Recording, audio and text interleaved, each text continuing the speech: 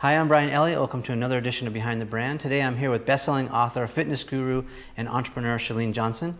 Chalene, welcome to the show. Thank you so much for having me. Talk about some of the mistakes that you made. And I ask about that. I've asked others because I think the people who are watching, they want to know where you went wrong in order to get it so right, you know? And it's true. They say you can't have success without failure. That, yeah. Failure is not an option is really an inaccurate statement, right? Yeah.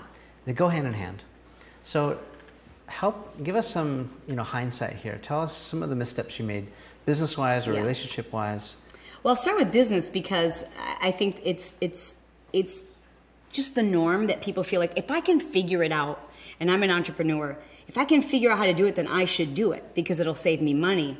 And especially, with my background, having grown up in a house where my dad was an entrepreneur, so he did everything. I remember him cutting out little pictures and pasting them on a page for a newspaper ad, and he would be there sweeping up the floor. And I just remember when I would work for him in whatever business it was, that I got, pat on the head when he would say, look, there's always something to do. Never stand around. Pick up a broom, do something. And I remember that from a very young age and being recognized and rewarded for that in everything I ever did. But it carried on and beyond. And so I couldn't stop thinking to myself, there's always something to do. And if I want a pat on the back, I must do more. And I had to learn that in where we are today, you can't and you shouldn't do that because of outsourcing, because of Elance, because there's so many people. The biggest mistakes I made in the beginning is I thought it's going to take me longer to explain to someone else how to do this, so I will do it myself. And eventually, you can't do the things that you are supposed to do yourself. It doesn't scale, right? Doesn't scale. Yeah.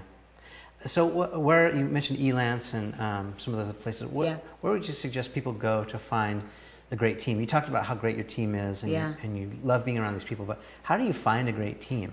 Just look for. I've never looked for skill.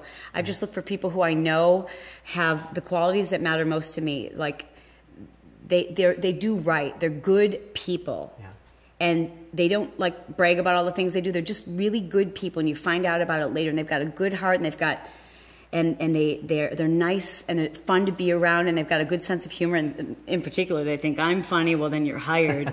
And I think where do you meet them? You meet them at parties. You meet them online. You attract them to you when that's who you are. Yeah. When I'll hear people say, "I don't have those kind of people in my life," then I always say, "Then you're not that person."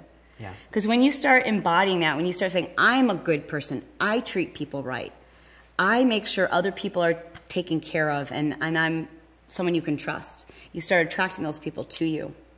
And then you have to really take care of them and make sure they know how valuable they are.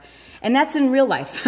Online, it is a little more challenging, but it's also, in some regards, much easier because there's such a huge pool of people, and you can read other people's evaluations of them and look at their track record and their work history, and it's so affordable.